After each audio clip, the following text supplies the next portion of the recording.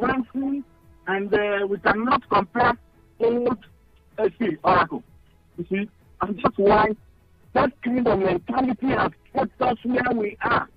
That we are always running, in cycles.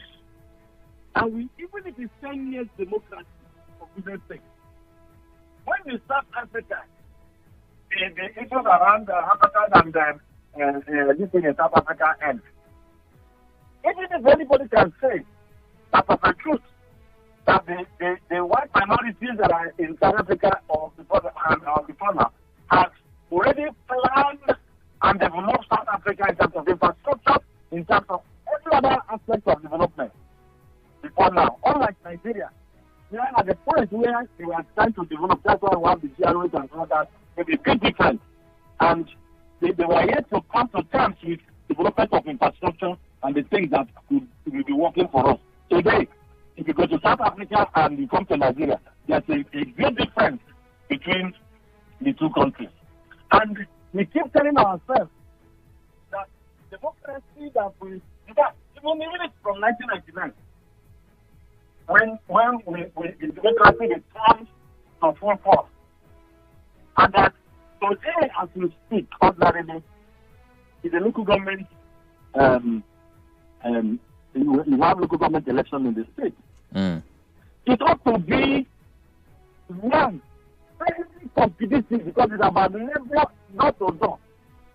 You know this person contested. You know this person contested. You have probably because of the multi-party democracy.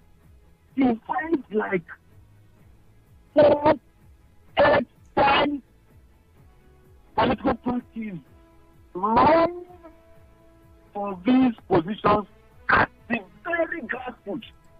In a church, for instance, where I come from, very unfortunate, before 1 was 3, where I come from, the largest in the church and in River State, in terms of population, in terms of landmass and all that.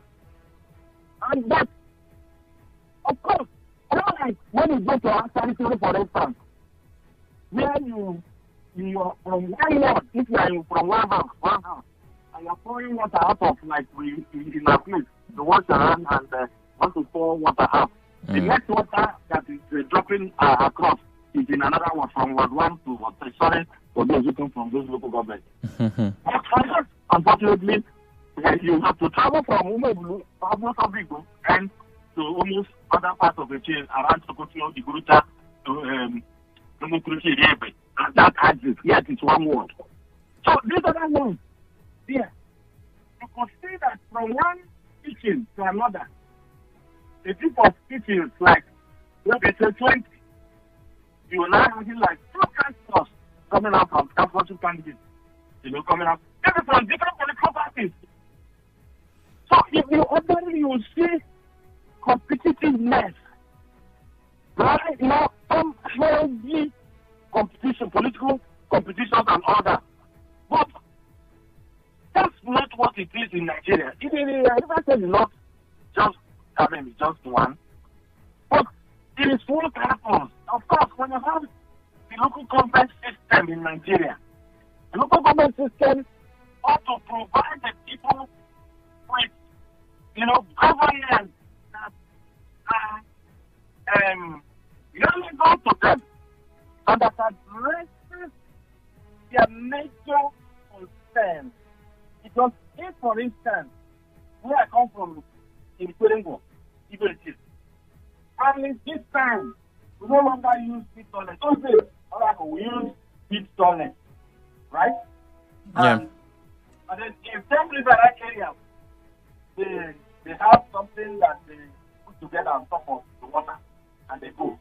But if, for instance, a councillorship candidate or councillorship candidate in Igbo, and then under a local government, the kind of campaign that they will run, the kind of promises that they want to give to different people in Igbo will be different from the kind of promises that somebody in Afghanistan or Akwa.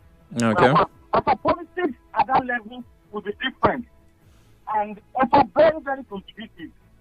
And then elicit a lot of interest from the local, if you have it very good at a very local level.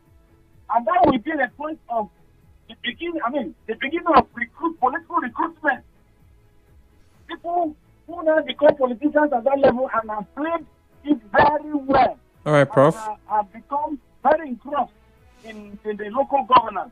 Okay. And they recruited at that level, and then they move on to the state and to the national. And that's why we're getting things wrong in the country in terms of the kind of politicians that we have at the national and the state, because the recruitment process goes from the local level because very defective and very, very,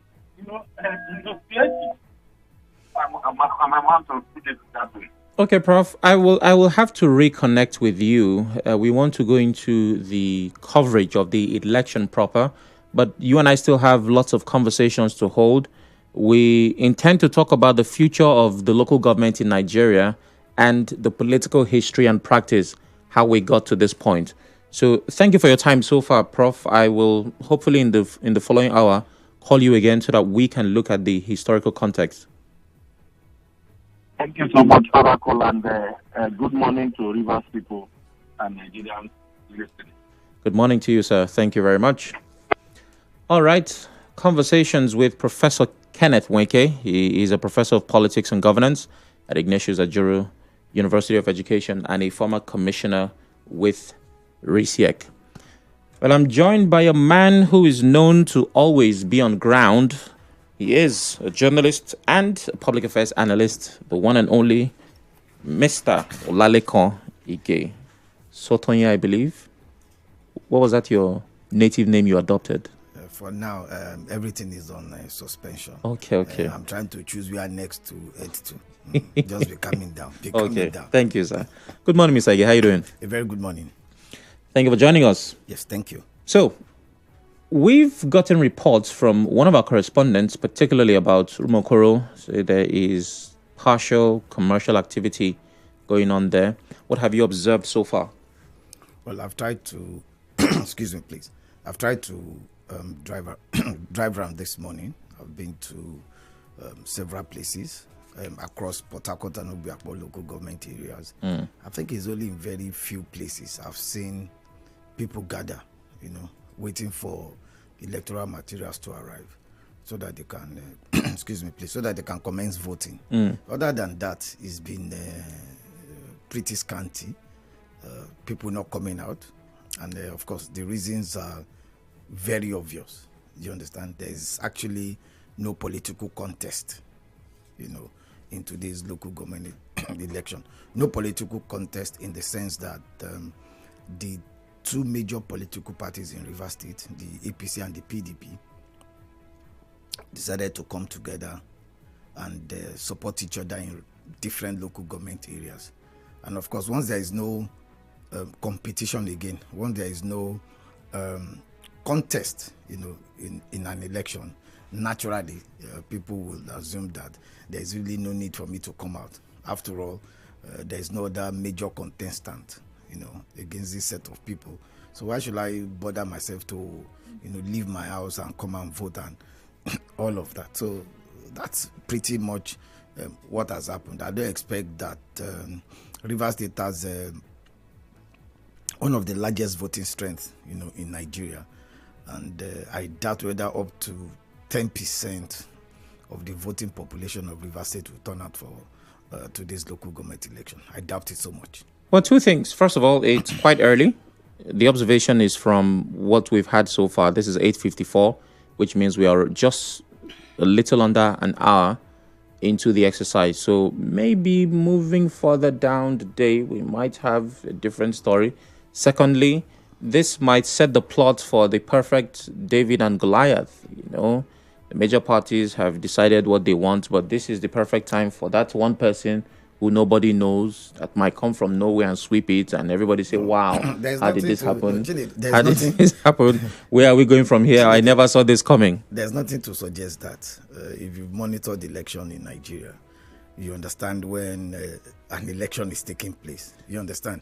You see the determination of people to come out, And if you look at it very well, let's start from the last general election. We were in this studio during the last general election. Yeah. Or even before then, and one of the things we kept shouting about is that Nigerians have too much fixation on who becomes the president of Nigeria. Very true. To the exclusion of so many other important positions. Some feel national and state assembly positions are not serious. You understand? Some don't even really bother much about who becomes the governor of their state.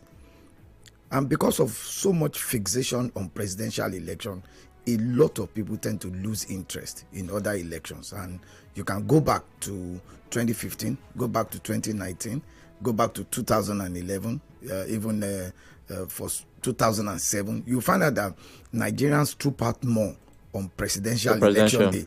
Then when it comes to governorship, you won't find too many people turn out. So then when it comes to local government election, it's even the worst, because a lot of people have no connection, with their respective local government. A sizable number of us don't even know who is our local government chairman in our respective states, not to talk of who is the local government chairman of the local government where you reside. So it gives you an idea of what happens during local. Lagos conducted the election, I think last month or thereabout. Last month. And check the size of Lagos state population. How many people came out? Less than 7% of Lagos people came out to vote during the last local government election in Lagos State. I was sharing my Lagos experience with Carl earlier, but we have a break coming up now. After that, Mr. Ige and I will talk further about the elections. Please stay with us.